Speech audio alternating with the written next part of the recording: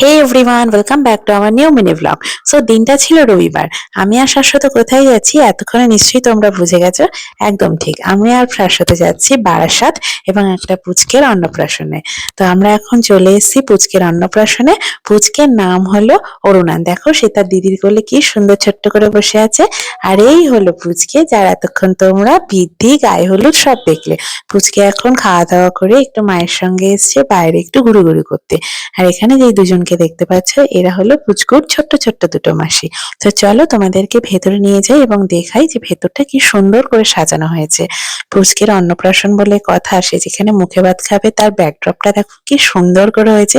অন্নপ্রাশন মানে আমার তো মনে হয় একটা ছোট্ট করে বিয়ে হয়ে যায়। দেখো এই হলো পুচকের আজকের খাবার, কত কিছু। পুচকে ওইটুকু সাইজ হলে কি হবে, কত কত খাবার পুচকের জন্য। তো এখানে আমি আমার জিজুর সঙ্গে একটুখানি গল্প করে নিচ্ছি। আর এখানে পুচকে তো আর খেতে পায়নি, তো পুচকের দিদা তার মাছের মাথাটা নিয়ে পোজ দিচ্ছে আর একটু ফটো তুলছে। এই হলো আমার মাসিমণি। তো মাসিমণি এখন পোজ দিয়ে ফটোটা তো তুলে আমরা সবাই ওপরে চলে এসেছি এখন খাওয়া দাওয়া করতে। যেহেতু মা আসতে পারেনি কাজের জন্য, তাই সব রিলেটিভসরা মায়ের সঙ্গে একটু ভিডিও কলেই দেখা করে নিচ্ছে। তো চলো খাওয়া দাওয়া শুরু করা যাক। খাবারে ছিল ঘি, বেগুন ভাজা, এঁচোড় চিংড়ি, সর্ষে পাবদা এবং ছিল হলো মাটন।